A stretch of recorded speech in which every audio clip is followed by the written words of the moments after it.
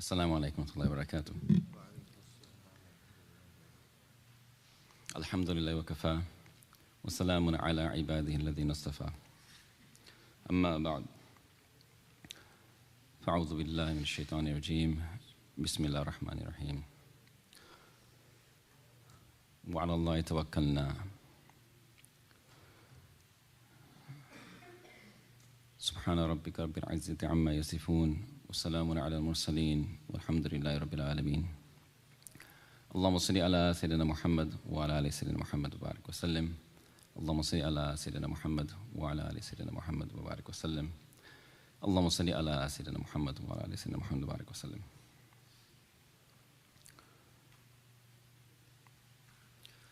So alhamdulillah, we've continued our Team Fajr theme for the many months now, alhamdulillah.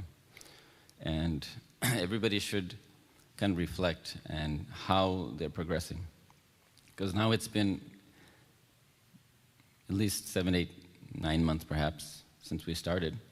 And the idea is not just to hear a lecture or some bayan, but rather to refresh our connection with Allah Ta'ala and see how we can call upon Him with His different beautiful names, which previously for most of us, was just another name without necessarily the meaning behind it.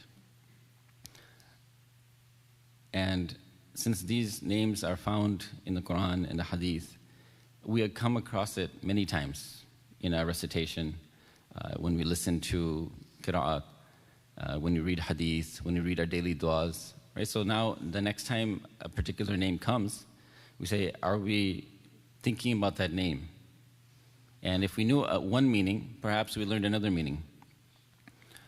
So that's something that we need to reflect on, because after all of this, if it's not showing that, or we're not connecting deeper, then we're missing something here. So this name, AlWakil, this was the name that I left off last time. I didn't have time to continue, so I'll continue from there. It comes 14 times in the Quran, and the word comes from wakala, or waw, kaf, lam, and this word comes about 70 times in the Quran, something of this meaning.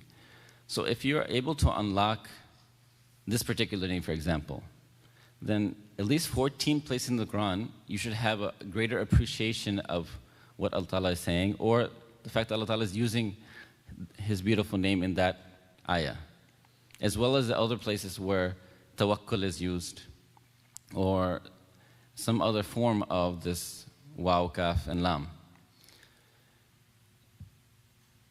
So waw, kaf, and lam has this meaning of trust, of reliance. Wakala is to hand over your affairs to someone, to hand over your affairs. So this is a very important concept for us, because trust is like a backbone of society. Trust is the backbone of family. Trust is the backbone of business. If you have some type of deficiency in the trust, then that interaction becomes very, very challenging. Right? If you're going into a business transaction with a person, and there's no trust there, then you are ready to defend yourself. You're ready to always worry about yourself and not necessarily worry about the other person. If there's no trust in the family, then you're always worried about, what will this person do? I have to make sure that I'm managing this person, or I'm preventing this person from harming himself or herself or myself. Right? So the lack of trust is a very major concern for us. When we do the government, right? Even if you have lack of trust, then it breaks down to society. So this concept of trust is quite important. And Allah Ta'ala has mentioned many places with this verb. We've had tawakkul connected, mutawakkilun, right? Those people that have trust. Some of the places here where the ayah is mentioned, ala Allahi tawakkalna, ala Allahi tawakkalna. In Allah we trust. In Allah we trust.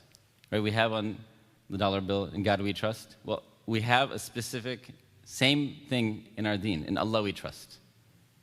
Right? So it's a major piece of our belief, right? That's why even the non-Muslims, they have that on the dollar bill, for example.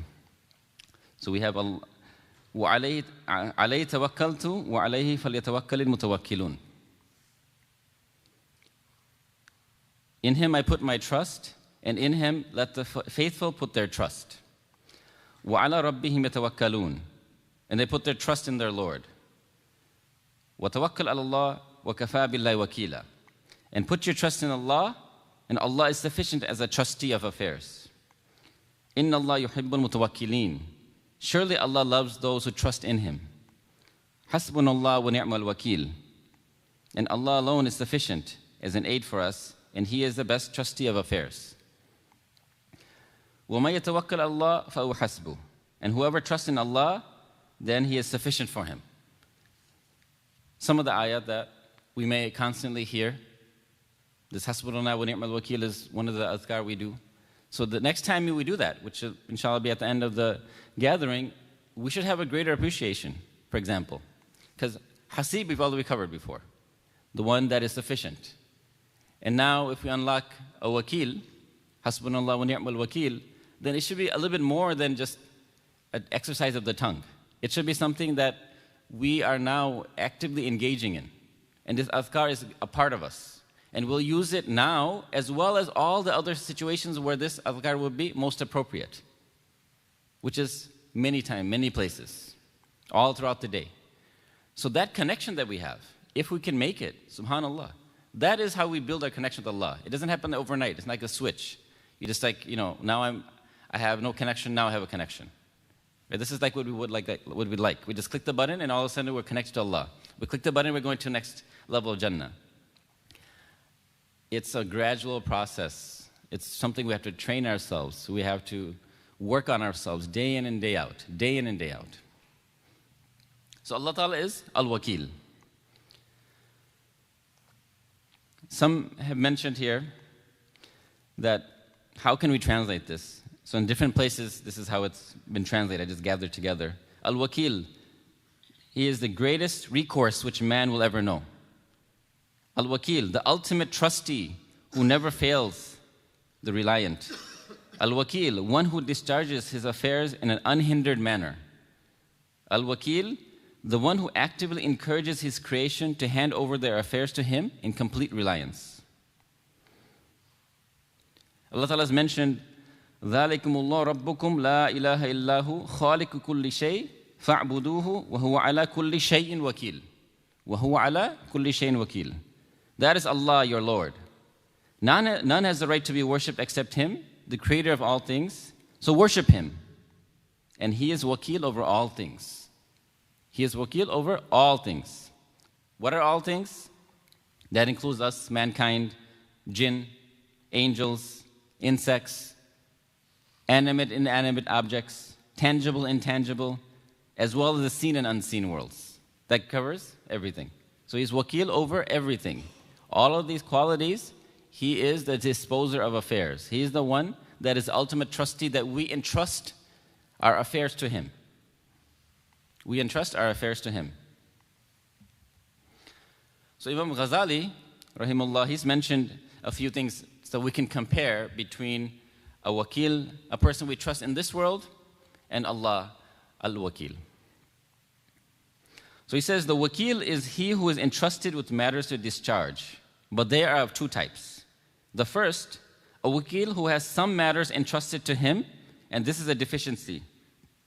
The second, a wakil who has all matters entrusted to him, and this belongs to Allah alone. So when we say we trust somebody, that is, and that person that we're giving our trust to, that person is a wakil in this dunya. But you ask yourself, how much of trust are you giving him? How much are you entrusting him with? Right? So when I was younger, we would have to have a power of attorney for these things that in transactions between, foreign lands and over here, and somebody would authorize. And that letter, I remember my father and others, they would be so important. Why? Because we're authorizing him to do something on our behalf. And they would have to get it notarized. And they'd have to think exactly only that one affair, one matter that they have authority over and nothing else. Right? Because the moment that you give access to your bank account or access for them to dispose your affairs, who knows what's going to happen? Right? So you are very particular.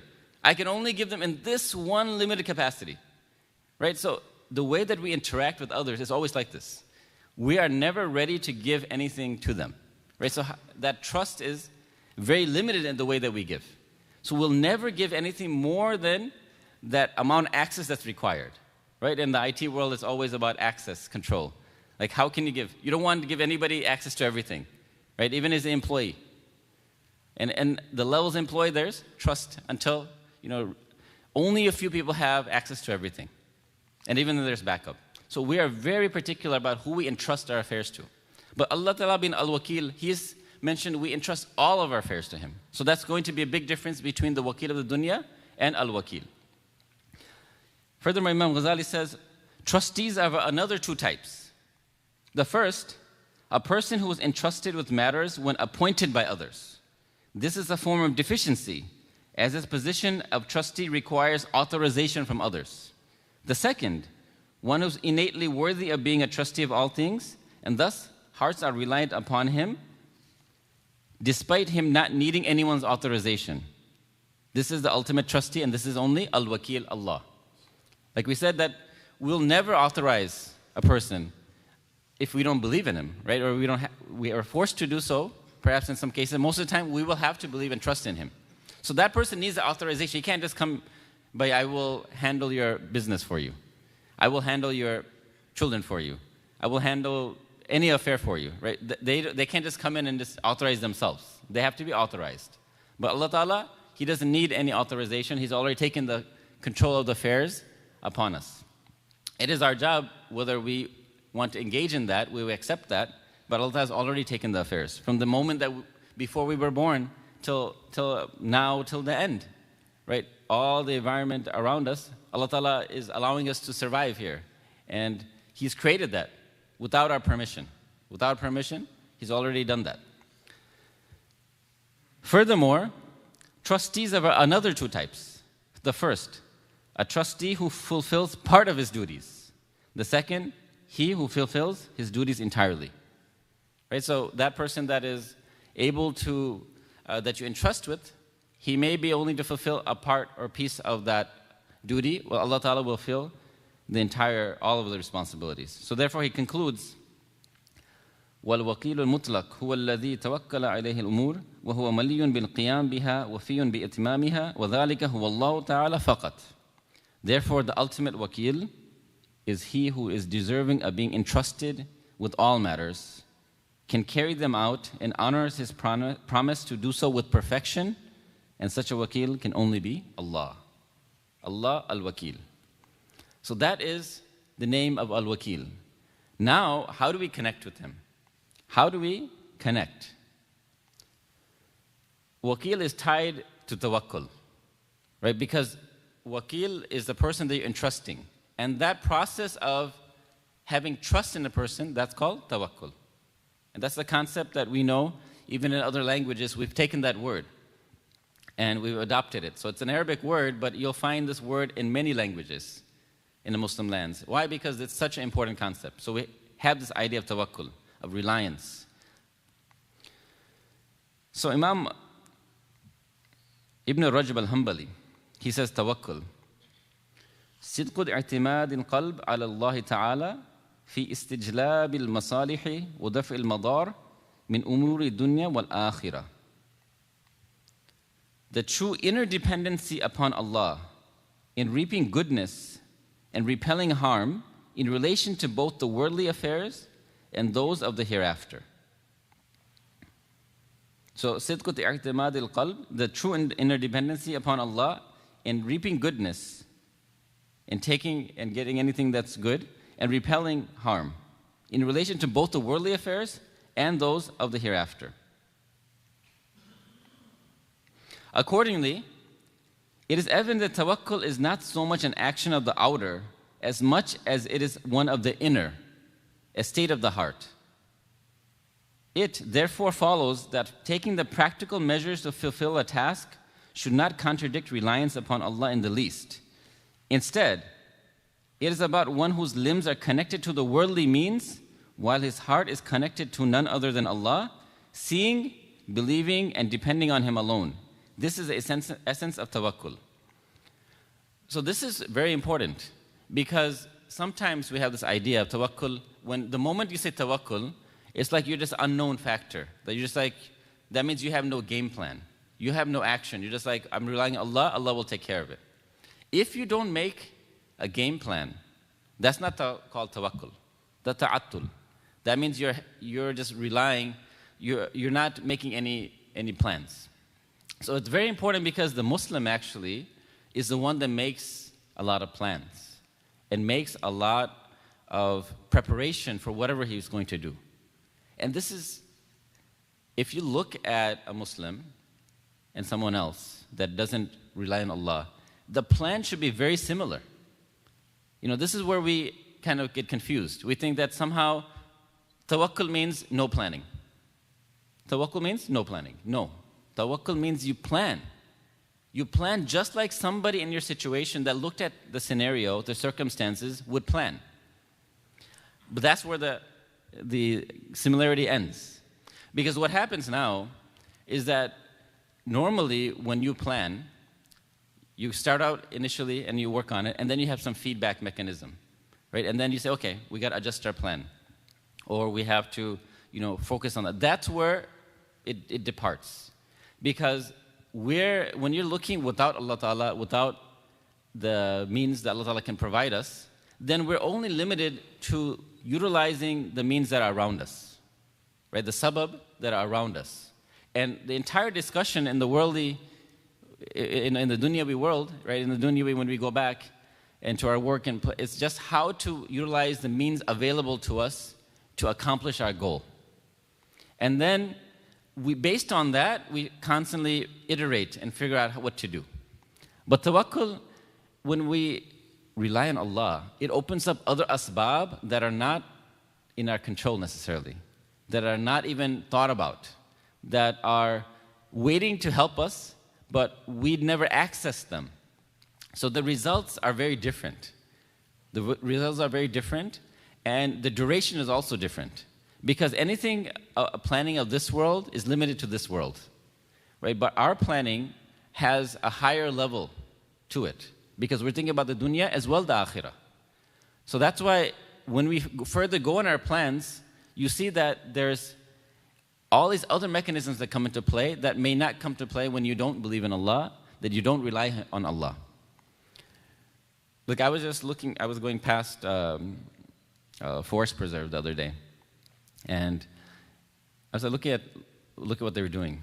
So they used to have this empty field, and it was, just empty field, people would play. Now what they've did in the past month is they put solar panels. So now I'm thinking, subhanAllah, like all this time the sun has been hitting that, same ground. And they've only harnessed whatever they've harnessed it with, which is not much, just the grass is growing. But now with the solar panels, they're getting the same sun. It's not like extra sun is coming on them, right? But they're able to harness that. Why? Because now they have a means of accessing energy in a way that will be beneficial for them, right? So we can understand those type of things. Well, there's another realm to us, the unseen world.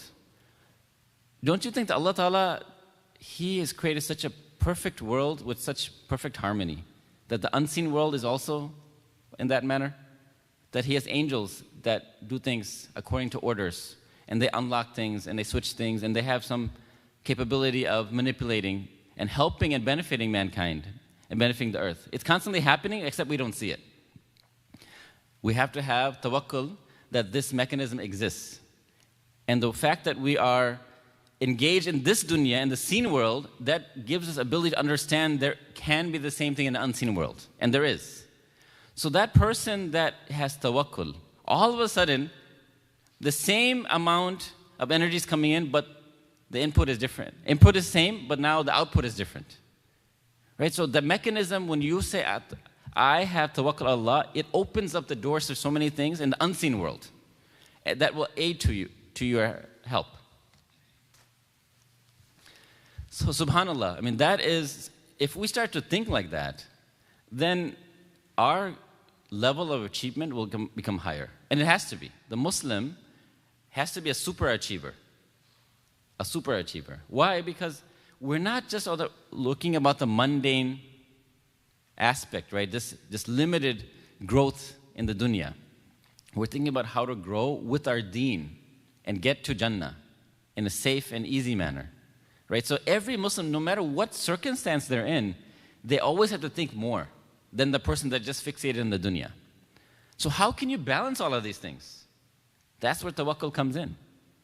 Tawakkul comes in because you are trying to make the same game plan as somebody else. You want to achieve a certain amount of financial freedom from your work, right? You want to achieve a certain amount of progress with your family, with your career, with your education. But for what reason? Right? So you can serve Allah Ta'ala in a different capacity. You can utilize your energy. You can do great things for the deen. Right? So because you have the additional intention, you need to take these additional asbab. You have to have tawakkul, and you will achieve. That's why when you look at the examples of our prophets and all of the pious of the past, they had super ambition. They had super ambition. And that's why they utilized these azkar, because they were doing the best of their ability, and then they sought help from Allah Ta'ala. Because their goal was so great. And each of one of our goals is also great. The fact that we're living, we have a goal that's much greater than normal people that don't believe in Allah, that don't believe in akhirah. You don't have to be an alim for this. Any person in any circumstances already has a higher goal because he has thinking or she is thinking about the afterlife. So that goal is already hard to get to, right? So we have to constantly rely on Allah, that Allah Ta'ala will allow these means to have barakah and will expand our means to do the things that we want to do. So some of the examples that we find regarding this from the prophets. Prophet Musa alayhi salam was a man had tawakkul on Allah. Yet he was commanded by Allah to undertake the worldly measures by escaping Egypt at night. Right? If you think that, well, he's a prophet, he can just stand up, let my people go, let's go, and Allah Ta'ala will help. Yes, he had that belief, but he was still ordered to go at night when would be the best time to escape from an enemy, under the darkness of night. Right? So he was ordered there. Even when he was before, at the time of getting prophethood, he understood he had some limitation with his speech. That's why at that time he requested his brother to help him in the task of delivering the message. Right? So there was always that figure, how can I best achieve my task? So you see that preparation on the part of the prophets. We look at Nuh alayhi salam, who was a man that had tawakkul on Allah. Yet he too was commanded by Allah to take the worldly measures. Consequently, in preparation for the incoming flood, he constructed an ark. He constructed the ship. It could have been that Allah Ta'ala saves, how Ibrahim alayhi salam was saved in the fire. So Allah Ta'ala can do that, but he was ordered to build the ship, right? So to make the necessary preparations. Maryam alayhi salam, in the pangs of labor, she needed something to eat. She still had to shake the tree. Right? It's not like the tree just came with the dates. It could have. Allah Ta'ala could have made it. Hajar alayhi salam had complete trust in Allah, because when Ibrahim alayhi salam went to leave, then she asked, "Are you commanded to do so?" And then she said, "Yes." He said, "Yes." Then she said, "Then Allah Ta'ala will not waste us." So therefore, she had that trust. But what did she do? When Ismail alayhi salam needed the water, she ran back and forth, back and forth. The sa'i, right? Literally, it's the striving for looking for the water. After the last round, then the water came. So the effort has to be there. So the Muslims should eliminate this idea that I don't have to plan, I don't have to make effort, I just say tawakkul, I'm sitting in the masjid, everything will happen. You come to the masjid to connect to Allah, but you still have to go out and make the means. Right? You have to worry about the means, and you have to plan it accordingly. It is also true that our own Prophet Muhammad ﷺ, the most reliant upon Allah from all creation, also took worldly measures for a safe passage from Mecca during the night of Hijrah. And here, at least 10 points have been mentioned when he went for the Hijrah. Number 1, the Prophet ﷺ left his home at night. He left his home at night. Number 2, he would stay at the house of Abu Bakr radiallahu anhu until most of the night passed.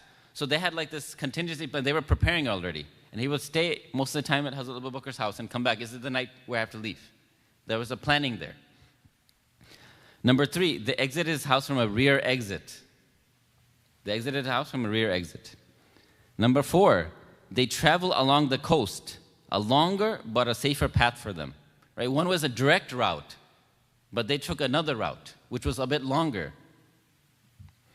Number 5, they hired a guide. They didn't go by it themselves. Number 6, they traveled southwards for the first leg of the journey in the opposite direction of Medina to lose the trackers. Right? So they went south first in the wrong direction. Why? As a means of losing the trackers. Number 7, they hid in a cave for 3 days. Right? They took the means of hiding. Number 8, Abdullah, the son of Abu Bakr, radiallahu anhu, would gather intelligence for them during the day and convey it to them by night. So they had somebody that assess the situation and report back to them, so they can make the next step. Asma, the daughter of Abu Bakr, radiallahu anha, would provide them with food. Number 10, Amir ibn Fuhayra, Abu Bakr's shepherd, would steer his flock to erase all footsteps leading up to the cave. Right? So they had the goats, herding goats over there, so then there will be no footsteps. Because the Arabs are very good at identifying things just by the footstep. So that's a plan. That's tawakkul with the planning, right? So that is what we need to look at. SubhanAllah. If we think about it, then we have to use all the means that are available to us, except thinking that there are other means that are going to be to our aid that we cannot access normally. So even after all of this, what happened? They were so close to finding them. Then Allah Ta'ala brought that miracle where the spider web came and the egg nest was there. So then they couldn't think that they were behind this cave because the nest and the spider was not disturbed. But how do you get to that point? All these other steps before that. Right? So that's why when we are having tawakkul and we are expecting the means of Allah Ta'ala to help us, the unseen means, we have to utilize and exhaust all of the available means to us. That is part of tawakkul. If we get that idea, alhamdulillah, that is the main point of tawakkul here that I've been discussing. Therefore, it is evident that tawakkul is a path that has 2 slopes on either side of it.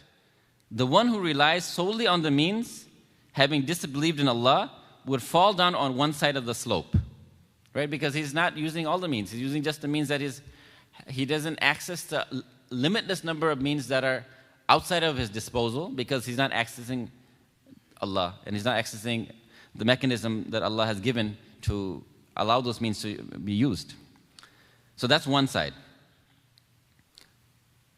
The one who completely disregards the means would fall the other side of the slope. Right? The believer that just says tawakkul to Allah and doesn't use any means will fall the other side. Tawakkul requires one to tread the path between them both, as worldly means are acted upon outwardly, but Allah is relied upon inwardly. This is important. You are using the means, but inwardly you have that idea that I'm using all my energy, all my planning, all my thinking to achieve a certain goal, but at the end, Allah Ta'ala will realize that goal. And He may use those means, or He may provide other means, and He will get the results done. So we have to we make the effort, but the results we leave into Allah. So the person should not have complete trust in his own efforts, nor should become proud over the efforts that he's made, right? Because the actual result is pending. But that also means that we should not be afraid of doing difficult things, of hard things.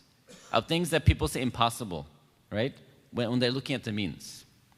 Because AlWakil is the trustee. He's the ultimate accomplisher. He's the one, Allah Ta'ala, that will accomplish the intention that we have.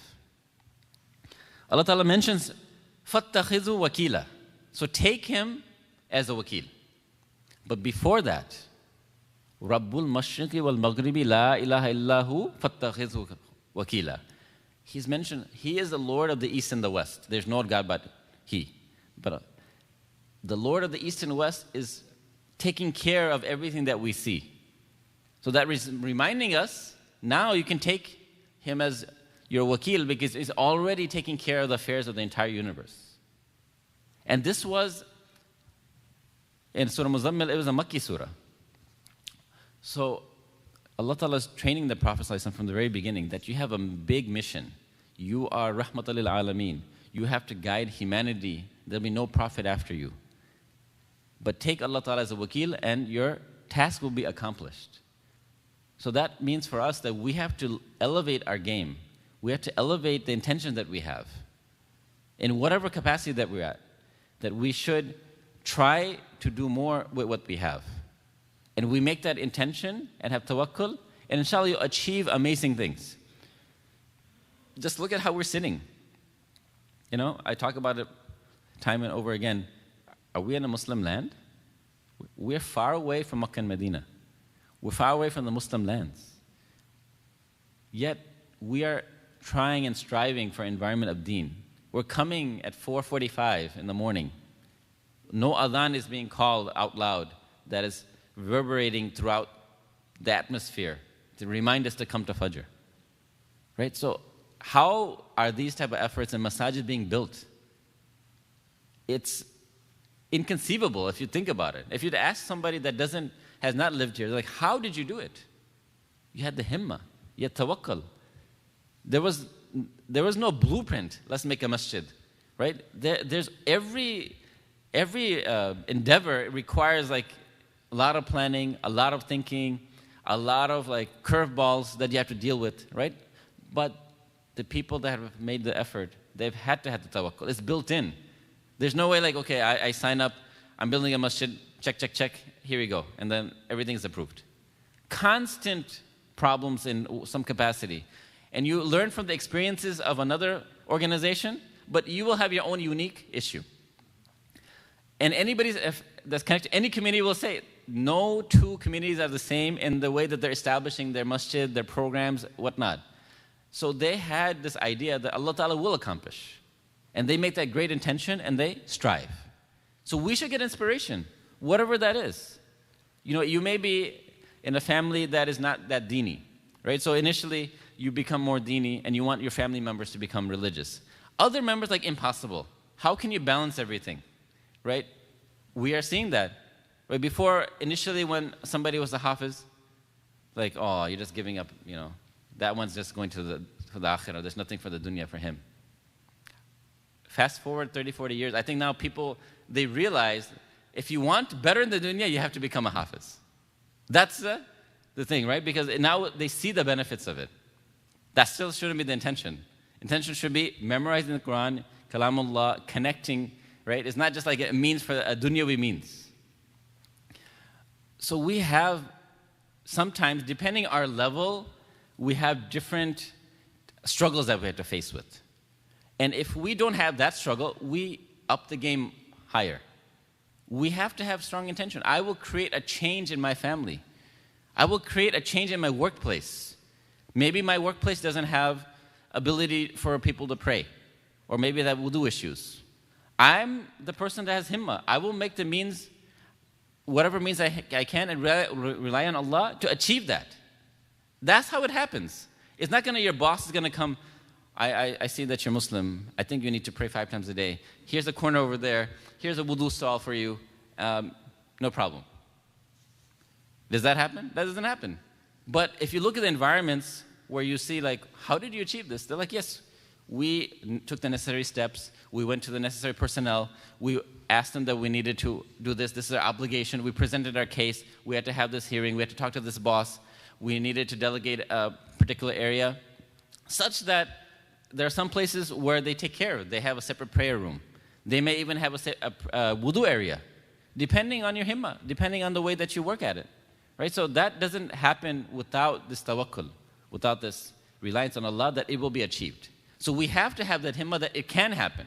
It's not happening right now. It can happen. My family is not in the level that I would like to be. I'm not myself at the level. I have tawakkul that I will achieve this goal, inshallah. Because I'm relying on Allah. He will open up the means. I have limited resources, but I want to do a lot of khidmah the deen. Have tawakkul on Allah. You will have barakah in your life. Right? You are a person that is striving for the deen. Make it to the next level. I will work on the community. So all the energy that you have, channel it properly, have high ambition. We should not be afraid of this. On another angle, so that's what we should get about tawakkul. Now what I want to leave you with is times when tawakkul is particularly emphasized. So this is a general tawakkul throughout the day, throughout our life. But particular moments, we should have tawakkul. I'll just highlight a few. When leaving your house. When leaving your house, the potential for harm when one steps out of his house is limitless. Leaving home can result in harm occurring in the form of accidents, car accidents, illnesses, theft, physical assault, the evil eye, temptations, and so on. Right? The moment you step out of your protective shield, anything can go wrong. Anything. The moment you start your car, 1,000 things, a million things can go wrong. And it does. That's the time you have to express tawakkul. For this reason, the Prophet ﷺ has mentioned, when a man leaves his house, well, I'll read the hadith. إِذَا خَرَجَ الرَّجُلُ مِنْ بَيْتِهِ فَقَالَ بِسْمِ اللَّهِ تَوَكَّلْتُ عَلَى اللَّهِ لَا حَوْلَ وَلَا قُوَّةَ إِلَّا بِاللَّهِ. Right? يُقَالُ حِينَئِذٍ هُدِيتَ وَكُفِيتَ وَوُقِيتَ فتنحى له الشياطين فيقول له الشيطان آخر كيف لك برجل قد هدي وكفي ووقي. When a man leaves his house and says, Bismillah, in the name of Allah, tawakkaltu ala Allah, I have relied upon Allah, la hawla wa la quwwata illa billah, there is no might and power but in Allah, the following will be said to him: you have been guided, defended, and protected. And so the devils, the shayateen, distance themselves from him. And one of them will say to another, how can you deal with a man who has been guided, defended, and protected? So shayateen, they're having their own huddle. The moment that you come out of the house, they're ready to attack. Then you say, Bismillah alayhi, tawakkaltu ala Allah, la hawla wa la quwwata illa billah. All of a sudden they go back. How can we target this guy? How can we target this guy? He's been protected. Right? So a simple formula will give that protection for you. And now in the day of voice-activated things, it's so much easier, right? We activate certain things through our voice. And all of a sudden that it manipulates the physical nature of things, right? You say something to open the garage door, open the garage door, or unlock the door, or turn on the lights, right? Voice-activated. So these du'as are voice-activated. You activate some mechanism to protect you. You cannot see that. But if you believe that humans can create these mechanisms through voice activation, don't you think Allah Ta'ala has another mechanism like that? Subhanallah. You practice. That is azkar, the power of the azkar. When I'm saying this, what in the unseen world is activating? What in the unseen world is activating? I will never know. That's part of my iman. Allah Ta'ala is protecting me. I've relied on Him. Unknown, unseen means will help me. I have to have the yaqeen. So at the time of leaving our home, that has to be the case. We have to make some azkar. We have to protect ourselves and do all of that. In addition to putting the seat belt and all that, right? We do take those means. You take those means, but you have that. Another time, there are times of financial stress. The Prophet ﷺ has mentioned, "Man nazarat bihi faqatun فأنزلها بالناس لم تصد فاقته ومن نزلت به فاقة فأنزلها بالله فيوشك الله له برزق عاجل أو آجل." Whoever is afflicted with poverty and relies upon people for relief, his relief will never arrive. But whoever is afflicted with poverty and relies upon Allah, his provisions will be sent to him sooner or later. That will be the guarantee of Allah Ta'ala. So, and that's countless times, countless stories of now and before, where a person is in extreme poverty or has some need and is truly reliant upon Allah, and then what happens? A miracle happens. Somebody just happens to come and be the right person at the right time. Subhanallah. At the right person at the right time. This happened to me once, many times, but one particular time, when I had my eye operations back a long time ago, I was in need of surgery, and I didn't know that I had an issue with my eyes. And when I look back, I'm just like amazed. There was one relative that I had. So I was already over there in Bangladesh for many years, and this happened towards like my 5th year. And I needed attention, but I didn't know. I know I needed attention, but I didn't know what to do. So I'm just relying on Allah Ta'ala. One person, a distant relative that never talked to me all this time, I didn't even know about him, he happened to be in the same city as me. And he wanted to meet me for another reason. He had wanted my advice for studying somewhere else. He also happened to be an eye doctor. So we had this meeting. I gave him the advice, and I also told him that, I'm having this issue. So he took me to one of his friends, and they checked out my eyes, and they realized, the doctor didn't realize that it was something serious, but I was saying, there's something else is wrong. And he's like, no, you have to go somewhere else. Then he called one of his contacts, because he's an eye doctor, a specialist, and he got me an appointment the next day. And, then I had what I had to do with my eyes. But when you go back, it was a very small amount of time that you have, because I had a retinal detachment. So if anybody knows those things, you have to treat. You can't just leave it for days and weeks and months, right? It can cause severe damage. So at that exact moment, I found that relative that was an eye doctor that told me about this, and not only they facilitated that for me to go, and he needed me because he wanted to know what madrasa to study in. Subhanallah. How did Allah Ta'ala put these things together? Right? These are countless stories of people here in our community, outside, in the past. It's why? Because you have tawakkul ala Allah. That you try your best, and then Allah will take care of the rest. Right? That is the key thing that we have to worry and have reliance on. And finally, during every test in one's life. So we have to have tawakkul all the time. Allah Ta'ala has mentioned, قُلْ لَن يُصِيبَنَا إِلَّا مَا كَتَبَ اللَّهُ لَنَا هُوَ مَوْلَانَا وَعَلَى اللَّهِ فَلْيَتَوَكَّلِ الْمُؤْمِنُونَ. Say, we shall not be struck except by what Allah has decreed for us. He is our protector, and upon Allah let the believers rely. Any and every difficulty in our life, we have to resort back to Allah.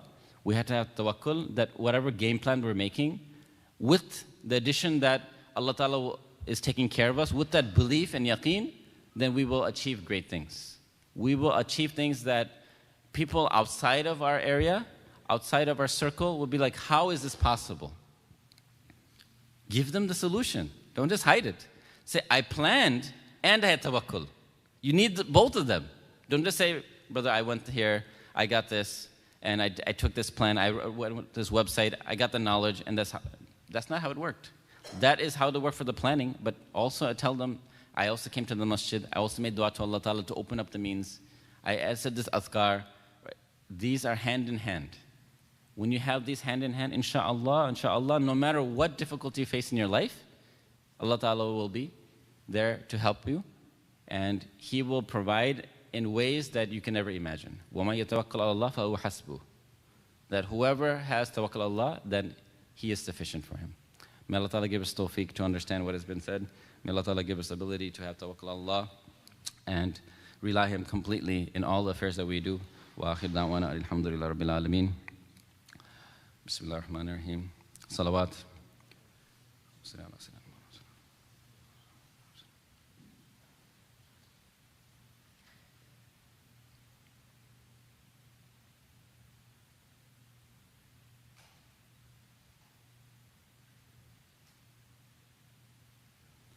Hasbunallahu wa ni'mal wakil. Hasbunallah wa ni'mal wakil.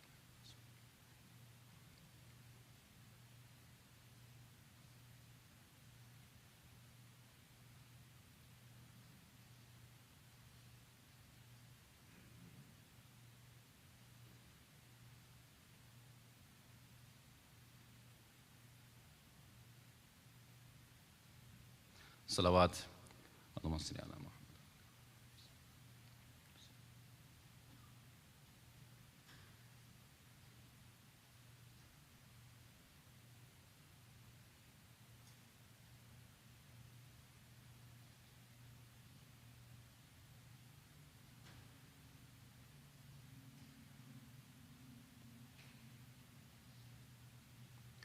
La hawla wa la quwwata illa billah.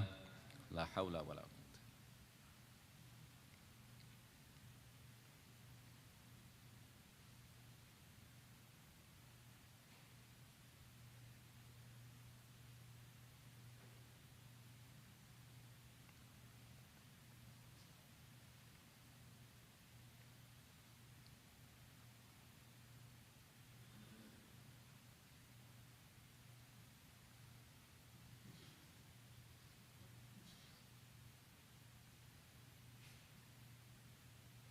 Salawat.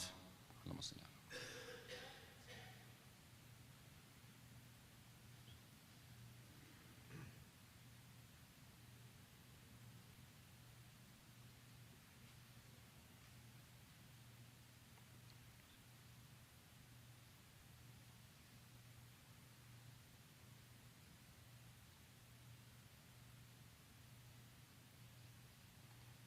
لا إله إلا أنت سبحانك إني كنت من الظالمين.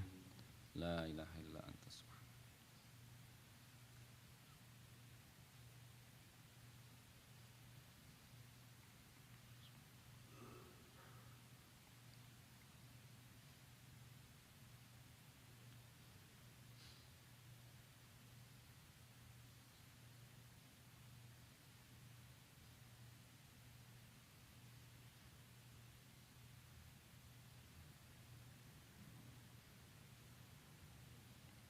Salawat. Allahumma salli ala sayyidina.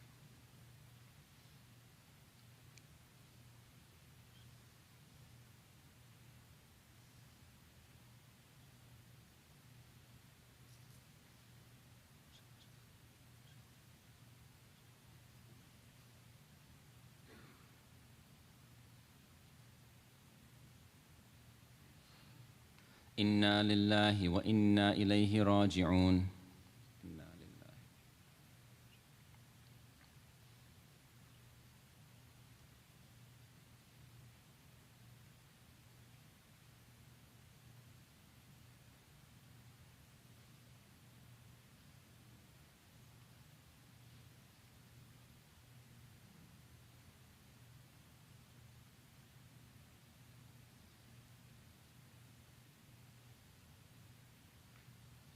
Salawat.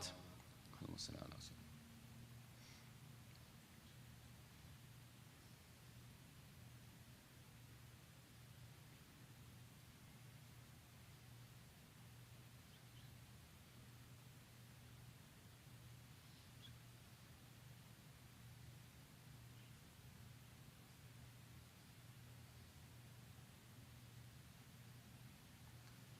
Allahu waliyul ladhina amanu. Allahu waliyul ladhina amanu.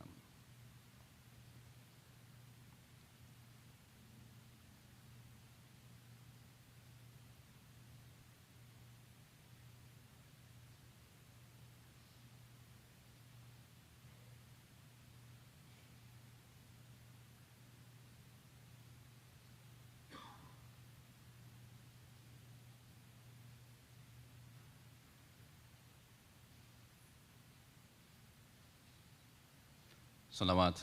Allahumma salli ala sayyidina.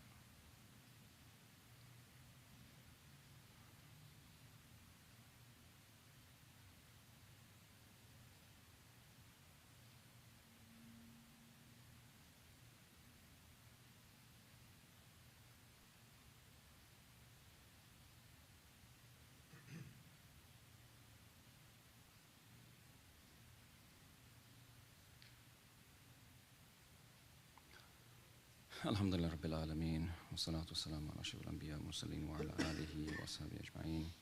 Ya Arhamar Rahimin, Ya Arhamar Rahimin, Ya Arhamar Rahimin. Ya Hayyu Ya Qayyum bi rahmatika astaghith. Aslih sha'na kullah.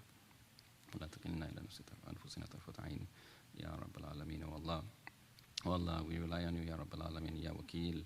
O Allah, we put our trust on you, Ya Allah. O Allah, allow allow us to have ambition, Ya Rabbil Alameen. O Allah, allow us to do great things, Ya Rabbil Alameen. In our circumstances, Ya Allah, improve our circumstances, Ya Allah, whether at home or in the community, Ya Allah, abroad, Ya Rabbil Alameen. O Allah, allow us to have the true tawakkul, Ya Rabbil Alameen. O Allah, allow us to make those necessary means and preparation, Ya Rabbil Alameen. Have the balanced perspective, Ya Rabbil Alameen. O Allah, that we take all the means that you have given us, Ya Allah, to achieve these goals, Ya Rabbil Alameen, yet complete reliance on you, Ya Allah, to achieve the goals, Ya Rabbil Alameen. O Allah, give us the yaqeen of having tawakkul on you, Ya Allah. O Allah, help us to achieve great things in our community, Ya Rabbil Alameen. O Allah, protect our community, Ya Allah, and achieve great things, Ya Allah. Allow Islam to spread throughout the world, Ya Rabbil Alameen. Allah, make us a means of that, Ya Rabbil Alameen. O Allah, all the suffering that is going there, Ya Allah, alleviate the suffering, Ya Allah, of the people, Ya Rabbil Alameen. O Allah, especially the Muslims, Ya Allah, in Palestine and other places, Ya Allah. O Allah, give them aid, Ya Rabbil Alameen. O Allah, allow us to be a means, Allah, to remove the oppression, Ya Allah, and O Allah, allow us to be part of that struggle, Ya Rabbil Alameen. O Allah, give us true perspective, Ya Allah, what we need to do, Ya Rabbil Alameen. O Allah, we have tawakkul on you, Ya Allah, to achieve the means, to achieve the goals, Ya Allah. O Allah, protect our family and protect our community, Ya Allah, protect our youth, Ya Allah, protect all the people around us, Ya Rabbil Alameen. O Allah, allow us to understand the deen, Ya Allah, and spread the deen far and wide, Ya Rabbil Alameen.